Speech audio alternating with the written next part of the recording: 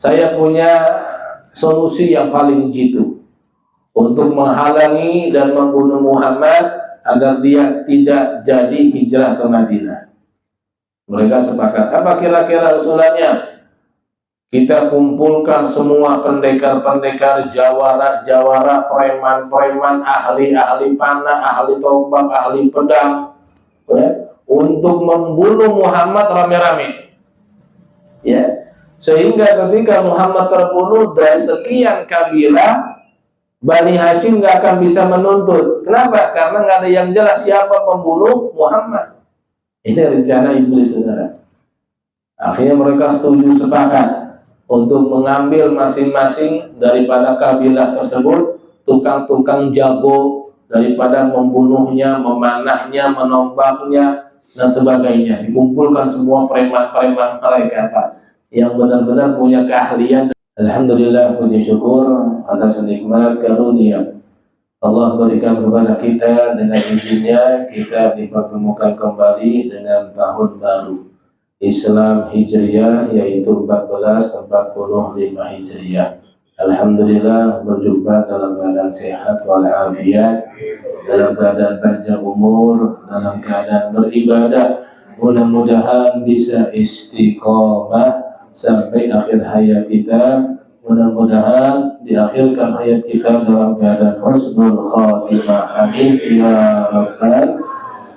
Oleh karenanya, karena masih momentum tentang hijrah yang merupakan perjalanan penting dalam dakwah baginda Rasulullah Sallallahu Alaihi Wasallam, karena dengan sebab hijrahlah Allah memberikan kekuatan dan juga pertolongan besar-besaran kepada Nabi Muhammad SAW, juga para sahabat-sahabatnya yang selalu berjuang dalam menegakkan dan menyebarkan serta mensyiarkan agama Islam sampailah ke zaman kita sekarang. Maka sangatlah penting juga bagi kita untuk mengetahui bagaimana sejarahnya perjalanan hijrah Nabi Muhammad SAW yang berasal dari kota Mekah menuju ke kota Madinah.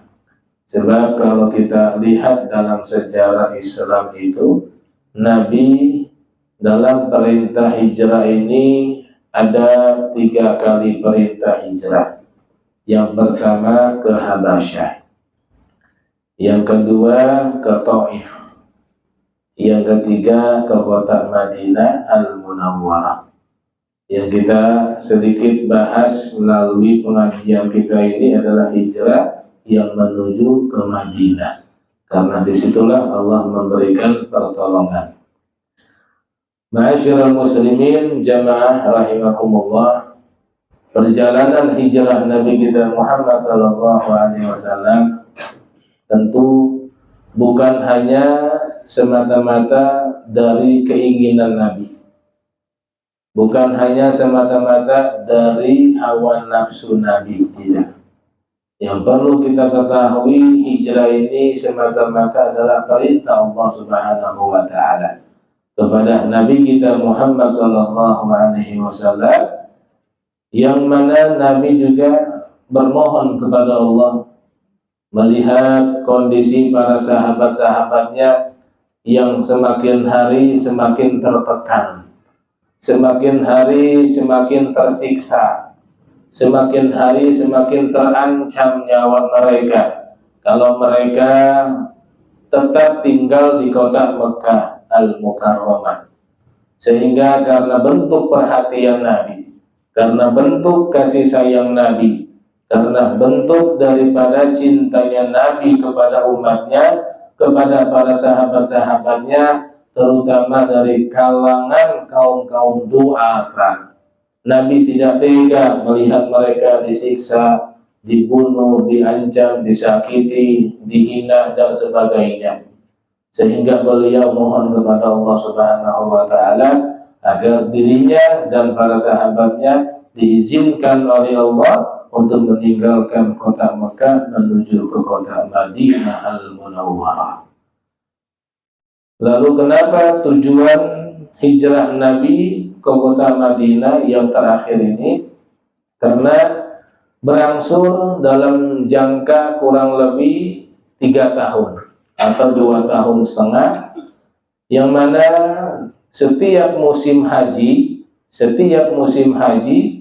ada golongan kaum Ansor ini haji ke Mekah, kemudian mengislamkan dirinya, membaiatkan dirinya masuk Islam di hadapan Rasulullah Shallallahu Alaihi Wasallam. Yang kurang lebih tercatat pertama ada 6 orang. Kemudian tahun berikutnya tercatat ada 12 orang. Dari mereka-mereka lah Islam tersebar luas di kota Madinah. Yang padahal penduduk Madinah saat itu hampir mayoritas dikuasai oleh orang-orang Yahudi. Namun lagi-lagi dengan izin Allah, Islam sudah tersebar sedikit demi sedikit sampai sebagian besar penduduk Madinah masuk Islam berkat mereka-mereka yang membaiatkan dirinya kepada Nabi Muhammad SAW di saat mereka melaksanakan ibadah haji ke Baitullah. Gitu ya. Kemudian juga karena sudah banyak pemeluk Islam di Madinah, maka Rasul pun menginginkan hijrah menuju ke kota Madinah. Dan peristiwa hijrah ini diabadikan Allah dalam Al-Quran daripada surah At-Taubah yang mengkisahkan tentang Rasulullah SAW bersama sahabatnya di saat istirahat di satu goa yang namanya Gua Sur. Iz qala li sahibihi la tahzan innallaha ma'ana.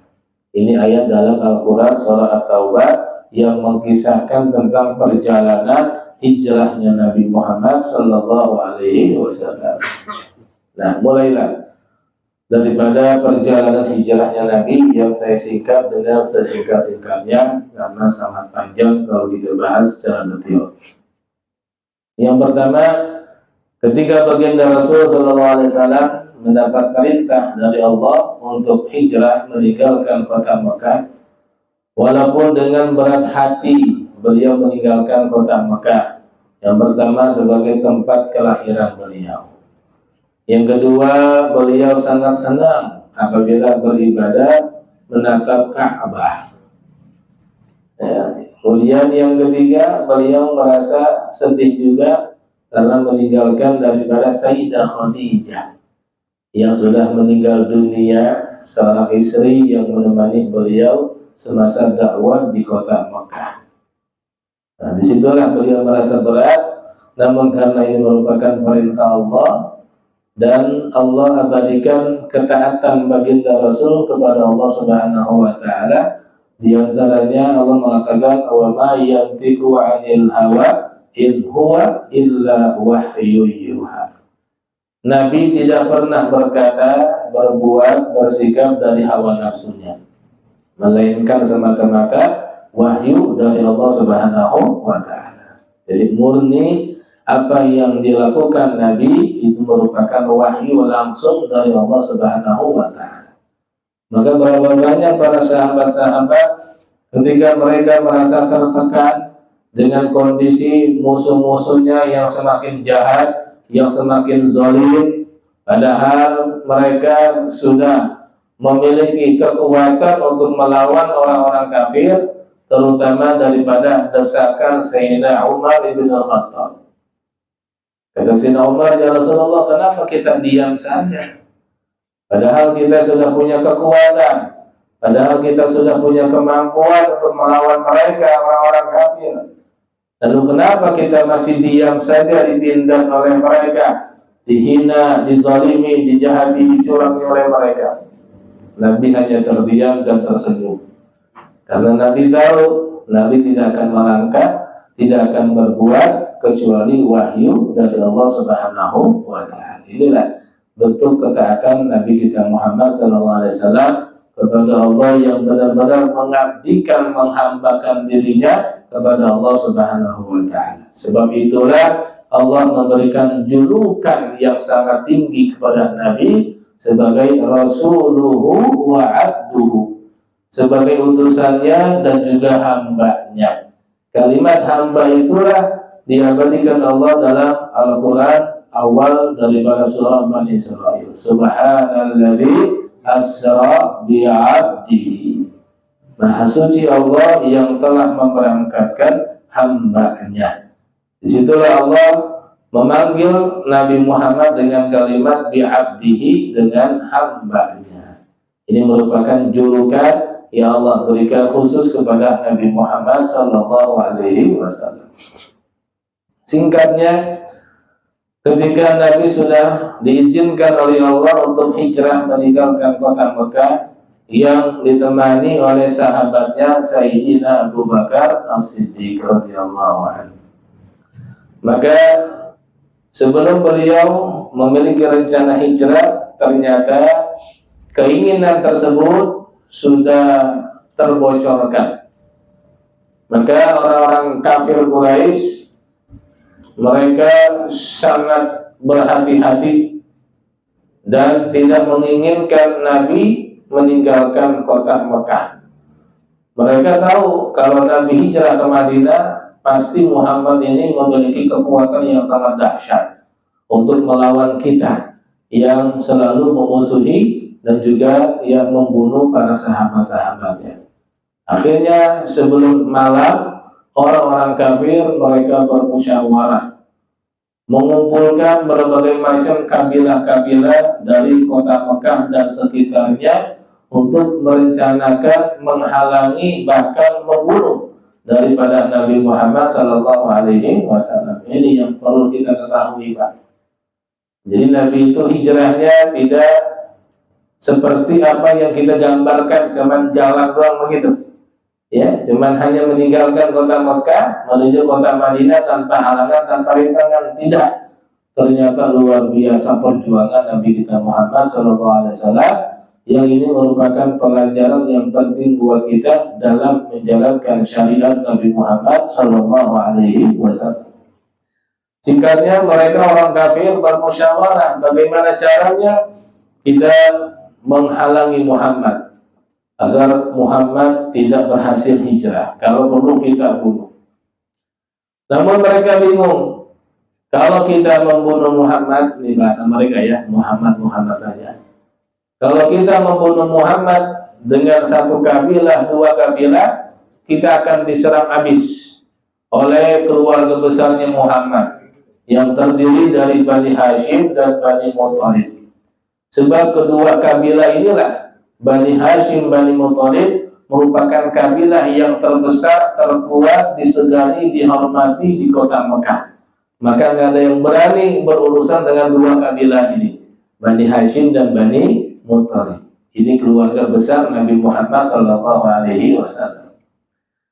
Di saat mereka bingung, kehabisan akal, kehabisan jalan keluar untuk menghalangi perjalanan hijrahnya Nabi, tiba-tiba ada iblis. Iblis yang menyerupai tokoh daripada salah satu tokoh Taif. Kata iblis, kenapa kalian bingung? Ya, ini iblis, Pak. Mereka nggak tahu. Iblis menyerupai seorang tokoh. Kata iblis, saya punya solusi yang paling jitu untuk menghalangi dan membunuh Muhammad agar dia tidak jadi hijrah ke Madinah. Mereka sepakat. Apa kira-kira usulannya? Kita kumpulkan semua pendekar-pendekar, jawara-jawara, preman-preman, ahli-ahli panah, ahli tombak, ahli pedang, ya, untuk membunuh Muhammad rame-rame. Ya. Sehingga ketika Muhammad terbunuh, dari sekian kabilah, Bani Hashim nggak akan bisa menuntut. Kenapa? Karena nggak ada yang jelas siapa pembunuh Muhammad. Ini rencana iblis, saudara. Akhirnya mereka setuju, sepakat untuk mengambil masing-masing daripada kabilah tersebut tukang-tukang jago daripada membunuhnya, memanahnya, menombaknya, dan sebagainya. Dikumpulkan semua preman-preman mereka, Pak. yang benar-benar punya keahlian dalam membunuh dari jarak jauh. Singkatnya, mereka berhasil mengepung rumah Nabi Muhammad SAW. Dikepung, Pak. Sehingga dalam sejarah dikatakan, salah satunya dalam sejarah Sirah An-Nabawiyah karya Imam Zaini Ahmad Zain Dahlan, dikatakan saking penuhnya, saking padatnya rumah Nabi dikepung oleh pendekar-pendekar dari setiap kabilah, jangankan manusia lewat, tikus pun nggak bisa lewat, Pak. Saking rapatnya tuh, ya, orang-orang yang mengepung rumahnya Nabi Muhammad SAW. Sehingga secara logika Nabi nggak mungkin, Pak, bisa keluar dari kepungan itu, ya kan?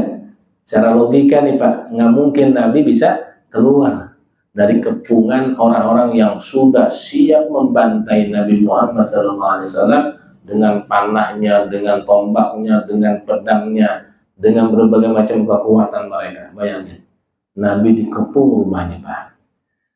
Yang saat itu Nabi hanya berdua, Rasul bersama Sayyidina Ali bin Abi Thalib, yang usianya Sayyidina Ali saat itu masih sangat kekanak-kanakan, kurang lebih 8-10 tahun, Pak. Masya Allah, keberanian yang luar biasa yang dimiliki oleh Sayyidina Ali bin Abi Thalib. Nabi tahu rumahnya sudah dikepung, Pak. Lagi-lagi, ya, jangankan sosok Nabi Muhammad, sosok orang-orang soleh, kalau sudah memiliki ketakwaan yang tinggi kepada Allah, akan mendapat kabar gembira dari Allah. Apa kata Allah? Ala inna awliyai la khaufun alaihim wa la hum yahzanun. Ini kalangan wali. Wali saja kalau sudah takwanya tinggi, maka nggak akan takut, nggak akan gelisah. Bagaimana pemimpin para wali, pemimpin orang soleh, pemimpin orang yang bertakwa, itulah sosok Nabi Muhammad SAW. Beliau nggak gentar, nggak takut, nggak sedih, ya.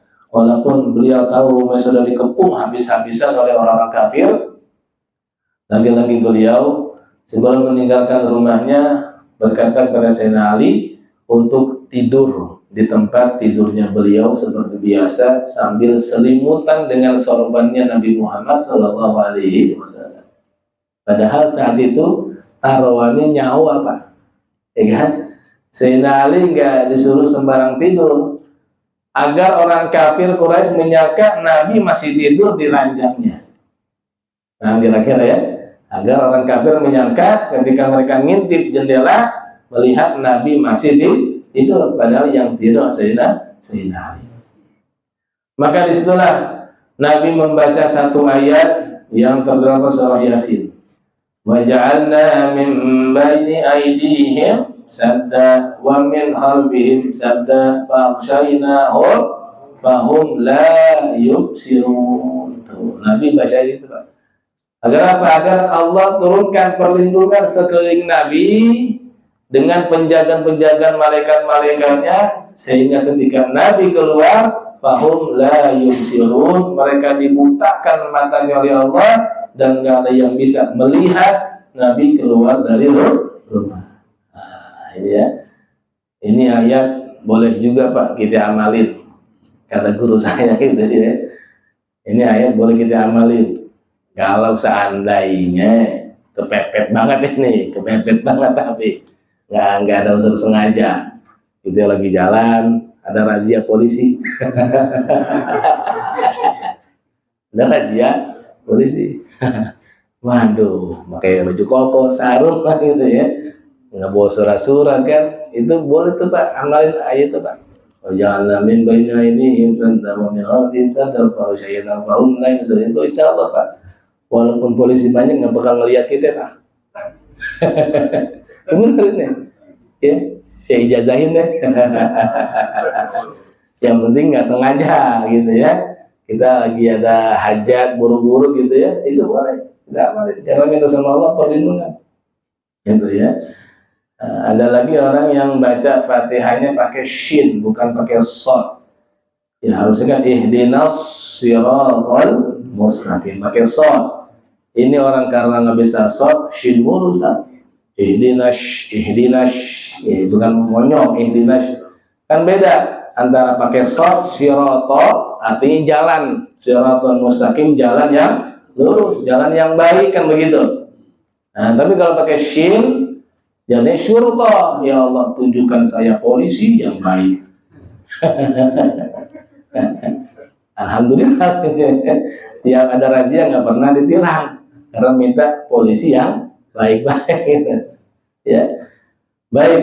Nah, jadi kita kembali tadi, Nabi mohon kepada Allah melalui ayat tersebut. Wa ja'alna min baini aydihim saddan wa min khalfihim saddan faghshaynahum. Nah, ini kalimat faghshaynahum, kami tutup mata mereka. Fahum la yusiru, sehingga mereka nggak bisa melihat Nabi lewat di depan mereka. Bayangin, semua dengan izin Allah, nggak ada yang mustahil, Pak. Sehebat apapun rencana manusia, nggak ada yang bisa mengalahkan rencana Allah. Nah, ketika Nabi baca tersebut, Nabi ngambil debu di rumahnya sambil meniup 3 kali dengan kalimat syahatil wujuh, syahatil wujuh, syahatil wujuh, ditebarkan.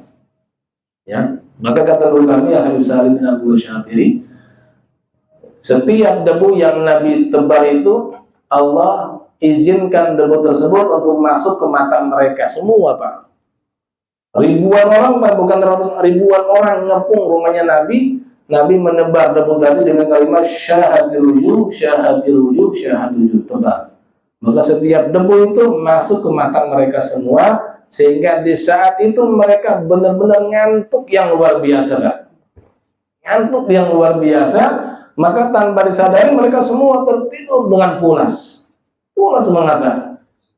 Ya, namanya orang pulas kan, nggak tahu apapun yang terjadi kan. Bayangin tuh, ini rencana Allah yang bisa mengalahkan rencana manusia.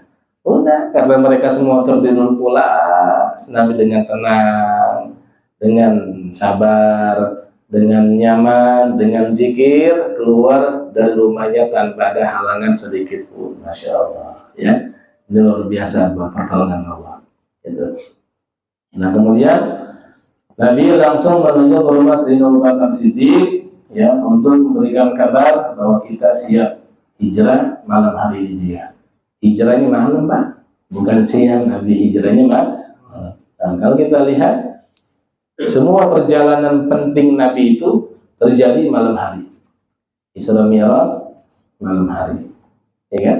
Kemudian hijrah Nabi malam hari, ya. Semua perjalanan penting Nabi itu di malam hari, menunjukkan malam merupakan waktu yang sangat tepat untuk kita bermunajat kepada Allah Subhanahu wa Ta'ala. Kemudian Sayyidina Abu Bakar Siddiq, ya, di saat Nabi mengetuk rumahnya dalam kondisi yang agak kencang, tok-tok-tok. Siapa? Muhammad. Nah, Sayyidina Abu Bakar kaget kan, mendengar nama Nabi malam-malam datang dengan kondisi yang terburu-buru. Nah, kata Sayyidina Abu Bakar, wahai Rasulullah, gimana kira-kira apa yang terjadi? Udah, kita langsung hijrah malam ini juga. Siapkan kendaraan, ya. Dengan siapa engkau hijrah ya Rasulullah? Allah menyuruhku dengan engkau yang menemani hijrahku. Nah, ketika Sayyidina Abu Bakar Siddiq mendengar kalimat dirinya menjadi teman hijrahnya Nabi, kata Sayyidina Abu Bakar Siddiq, tidak ada kalimat yang aku senangi seumur hidup selain kalimat yang diucapkan Nabi saat itu. Karena aku benar-benar menjadi seorang sahabat yang diizinkan oleh Tuhan untuk menemani perjalanan hijrah Rasulullah Shallallahu Alaihi Wasallam. Begitu senang Sayyidina Abu Bakar yang dipilih oleh Allah menjadi teman hijrahnya Nabi. Itu. Singkatnya, beliau meninggalkan kota Mekah, ya, dengan kendaraannya yang dipandu oleh budaknya Sayyidina Abu Bakar Siddiq yang bernama daripada Fuhairah. Ya, Fuhairah ini adalah orang yang cerdas yang mengetahui jalan pintas menuju ke kota Madinah yang tidak pernah dilalui oleh kelayakan orang. Jadi menuju Madinah itu ada 2 jalan, Pak. Ada jalan yang biasa dilewati, ada jalan yang pintas yang nggak pernah dilewati. Nah, Fuhairah ini sangat tahu persis daripada jalan yang tidak pernah dilewati oleh orang-orang. Dan dalam sejarah dikatakan ketika Nabi meninggalkan kota Mekah, Pak, beliau berjalan itu bukan jalan seperti biasa, Pak. Jalannya dengan tumit kakinya, Pak. Bayangin. Jalan dengan tumit kaki, bukan jalan biasa. Yang kedua tentu tidak beralas, nggak pakai sandal, apalagi sepatu, belum ada tuh sepatu, ya kan? Nyeker Pak Nabi, Pak, tanpa beralas, berjalan dengan tumit kakinya, bukan dengan jalan biasa. Nah, kenapa seperti itu beliau berjalannya? Karena beliau tahu persis kecerdasan orang-orang kafir Quraisy. Mereka sangat paham setiap jejak langkah kaki yang ada di atas padang pasir. Itu kecerdasan orang kafir Quraisy, Pak. Tahu persis. Wah, ini telapak kakinya si Fulan ya, tadi lewat di sini nih gitu. Telapak kakinya tahu. Itu kecerdasan orang-orang Quraisy. Lalu kenapa mereka dikatakan kaum jahiliyah, orang yang bodoh? Padahal mereka orang cerdas. Saking cerdasnya tadi bisa mengetahui bekas telapak kaki yang ada di padang pasir. Nah, kalau Nabi berjalan dengan telapak kaki biasanya, mereka akan tahu Nabi sudah berhasil meninggalkan kota Mekah. Dan mereka akan langsung mengejar, menghalangi Nabi. Maka Nabi tadi caranya itu berjalan dengan tumit kakinya. Bayangin, Masya Allah. Padang pasir walaupun di malam hari, cuman kan banyak bebatuan, banyak rumput-rumput kering, banyak mungkin binatang-binatang yang membahayakan daripada ular, kalajengking dan sebagainya. Ini perjuangan daripada hijrah Nabi Muhammad SAW. Udah. Setelah Nabi berhasil meninggalkan kota Mekah dan masih tidak jauh jarak dari kota Mekah, ya, beliau pun beristirahat di Gua Sur. Ya, Gua Sur ini adalah bukit yang tertinggi di kota Mekah. Kalaupun sekarang saudara mungkin kepengen merasakan naiknya ke Bukit Sur itu, Gua Sur itu kurang lebih menempuh perjalanan 1 jam, Pak. Naiknya dong 1 jam, Pak. Naik tuh, Pak. Kita aja jalan 1 jam kan capek banget. Ini nanjak 1 jam, bayangin. Malam hari, dulu belum ada tangga, belum ada jalan yang bagus. Sekarang Gua Sur udah bagus jalannya, Pak. Kalau kita mau ke atas tuh, tempat istirahatnya Nabi, itu ada tangga, udah enak jalan ke sana. Kalau dulu belum ada sama sekali. Yang itu, ini perlu kita renungkan betapa yang besarnya perjuangan Rasulullah SAW. Ketika menjelang subuh, orang-orang kafir tadi yang sudah mengepung rumahnya Nabi, mereka langsung terbangun dari tidurnya. Waduh, bangun. Ya. Begitu bangun mereka panik, waduh, kita ketiduran nih, jangan-jangan Muhammad udah pergi dari rumahnya nih. Ayo kita intip, diintip. Oh, masih tidur Muhammad. Betul ya? Masih deh. Kira-kira siapa yang tidur tuh? Sayyidina Ali. Diintip, wah, Muhammad masih tidur, ya. Sampai matahari hampir mau terbit, udah mau siang, mereka ngintip lagi, masih tidur. Penasaran. Nggak mungkin Muhammad tidurnya begini nih. Biasanya Muhammad bangunnya subuh, kok sekarang siang-siang belum bangun di rumahnya. Penasaran mereka, ya kan? Akhirnya didobrak ke rumahnya Nabi, ya. Begitu dibuka selimutnya, ternyata Sayyidina Ali bin Abi Thalib. Bayangkan, taruhannya nyawa, Pak. Kalau seandainya mereka langsung tebas lehernya kan, mati Sayyidina Ali kan. Tapi lagi-lagi Allah melindungi Sayyidina Ali bin Abi Thalib. Dibuka, ternyata Sayyidina Ali. Mana Muhammad?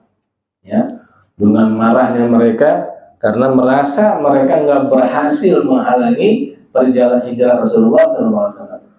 Sayyidina Ali, Pak, saat itu, Pak, bukan cuma diintegrasi doang, Pak, tapi dipukul habis-habisan agar membuka rahasia kemana Muhammad, dengan siapa Muhammad. Waduh, kapan Muhammad pergi? Wah, diinterogasi benar, Pak.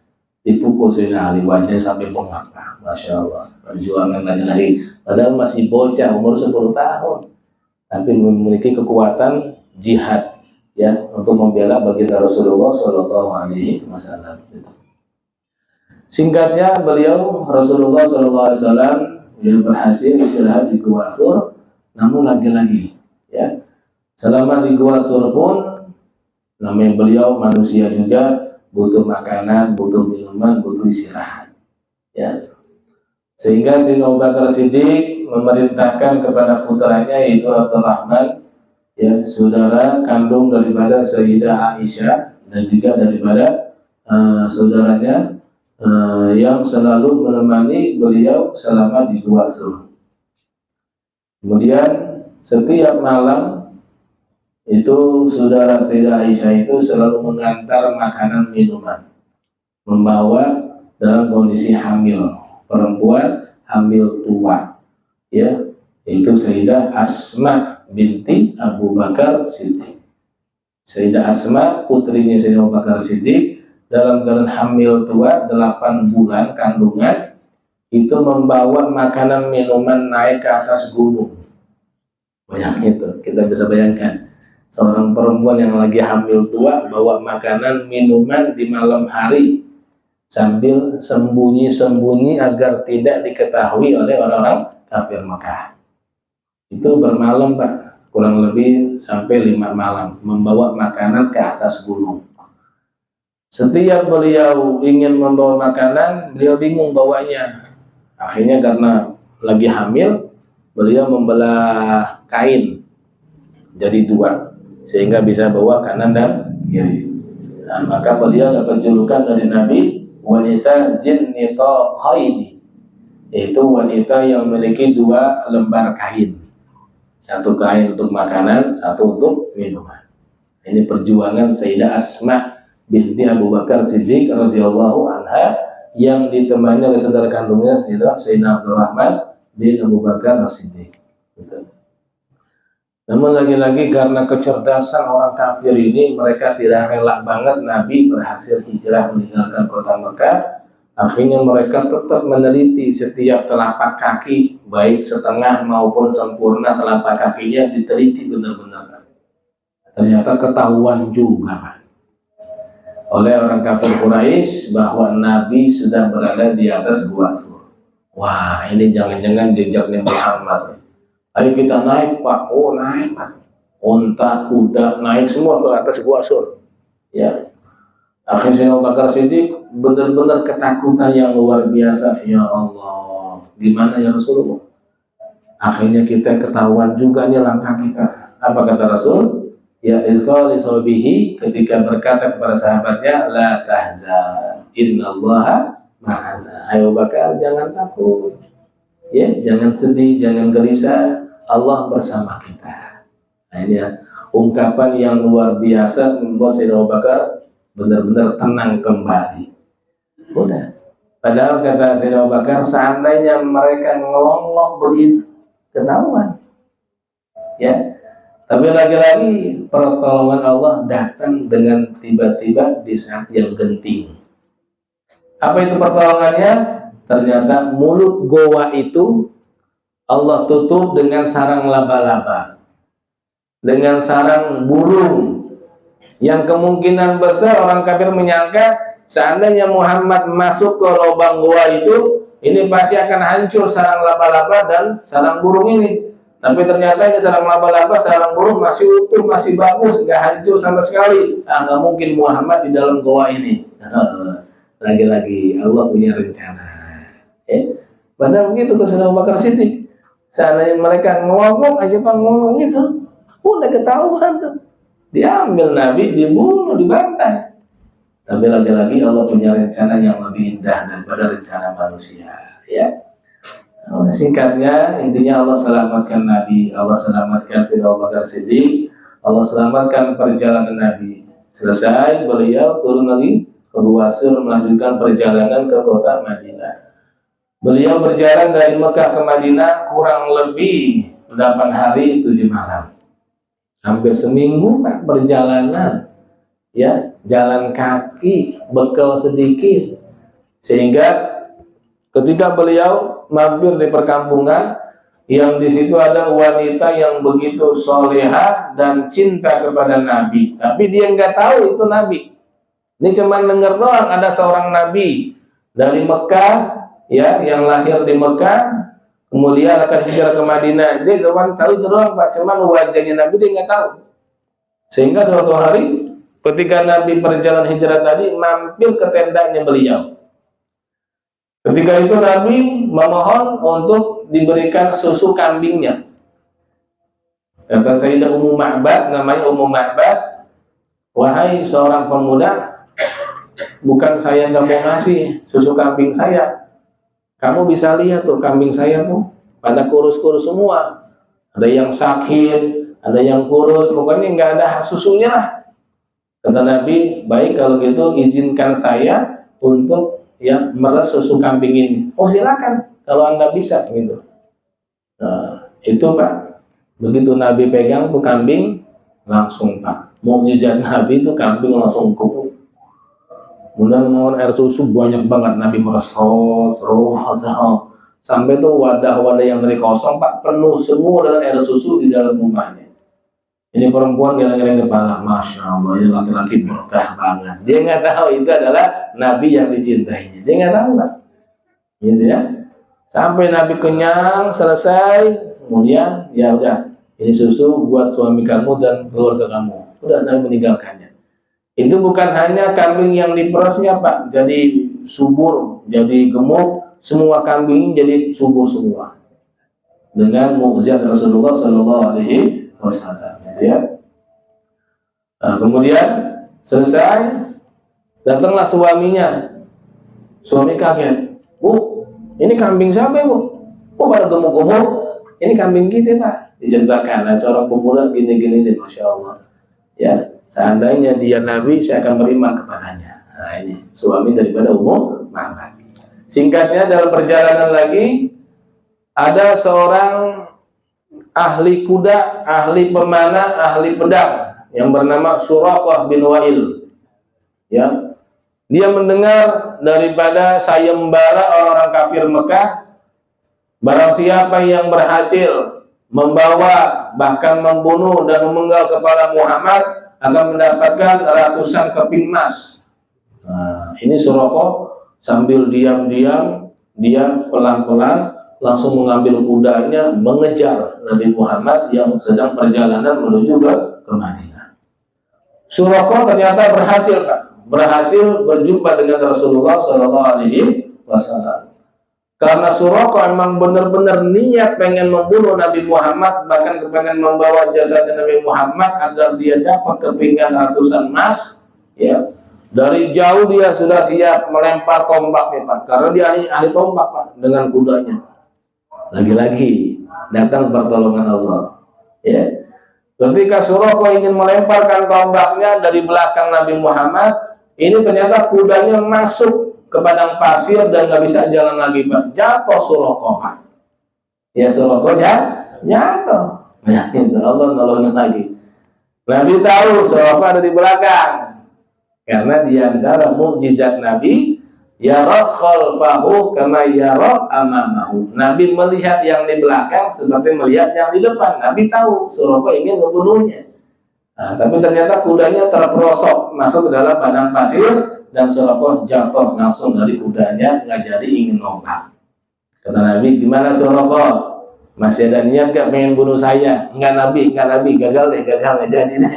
Nah, ketahuan basah dia sama Nabi. Ya udah, kalau kamu nggak jadi bunuh saya mau lanjutkan perjalanan lagi. Silakan.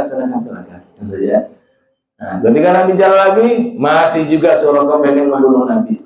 Dari jauh pengen membunuh lagi, jatuh lagi kudanya Pak. Nggak bisa lagi, jatuh lagi Suraqahnya. Sampai ketiga kali, akhirnya dia nyerah. Ya Muhammad, saya nyerah.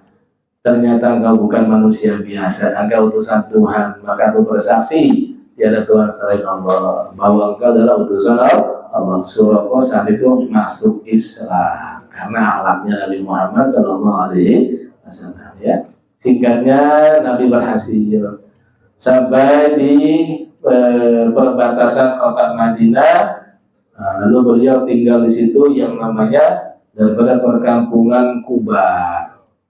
Maka disitulah Nabi saat tinggal di tempat tersebut, yang pertama kali dibangun oleh Nabi adalah sebuah masjid. Maka masjid tersebut dinamakan Masjid Kuba. Itulah masjid pertama kali yang dibangun oleh Nabi Muhammad Sallallahu Alaihi Wasallam. Dan pembangunan masjid tersebut pun Allah abadikan dalam Al-Quran surah Taubah. La masjidul usisa ala taqwa fihi rijalun yuhibbuna ay yatatahharu wallahu yuhibbul mutahhirin. Ya. Intinya itulah daripada perjalanan singkat hijrahnya Nabi Muhammad SAW yang penuh dengan perjuangan, pengorbanan, kesabaran, ya, juga permohonan dan munajat kepada Allah Subhanahu wa taala. Artinya kita pun ya pasti belum pernah merasakan apa yang dirasakan oleh Nabi Muhammad SAW.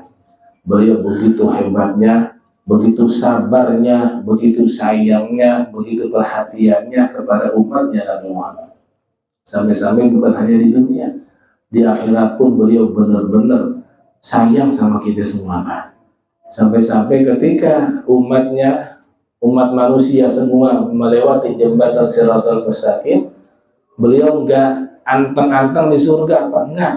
Beliau nungguin di ujung jembatan Shiratal Mustaqim sambil berdoa, angkat tangan sambil nangis, ya Allah, selamatkan umatku ya Allah, selamatkan umatku ya Allah, gitu. Nabi Pak sampai nungguin kita nanti Pak, Masya Allah, ya. Maka kalau kita tahu betapa cintanya Nabi sama umat, maka ayo melalui hijrah ini harus kita tumbuhkan rasa cinta kita kepada Nabi Muhammad SAW. Minimal ini Pak, jalankan syariatnya Pak, jalankan syariatnya, daripada sholatnya dijaga, jangan sampai kita nggak sholat. Nabi sedih kalau umatnya nggak sholat Pak, dijaga nih daripada ngajinya, terutama hijrah ini tahun baru. Ayo ya kita paksakan diri kita, kita hijrahkan diri kita, yang dulunya malas sekarang jadi rajin, yang dahulunya nggak pernah ke musola sekarang rajin ke musola. Harus hijrahkan diri kita seperti hijrahnya Nabi Muhammad SAW. Mudah-mudahan dengan mendengar kisah yang mulia ini Allah jadikan pelajaran berharga buat kita, Allah jadikan nasihat yang benar-benar pengaruh dalam kehidupan kita, agar kita lebih baik lagi daripada sebelumnya. Yang dahulunya malas Allah rajinkan diri kita, yang dahulunya cuek Allah perhatikan diri kita. Mudah-mudahan Allah jadikan sisa umur kita umur yang berkah, umur yang bermanfaat, umur yang bertakwa, umur yang bersyukur, umur yang insya, umur yang taubat, sehingga insya Allah Allah jadikan sisa umur kita umur yang memperbaiki segala kekurangan kita dengan ibadah kepada Allah Subhanahu wa taala, terutama hati kita lebih-lebih dijaga. Jangan sampai ada rasa sombong, rasa angkuh, rasa ujub, rasa ria, rasa malas, rasa munafik, semua kita jaga.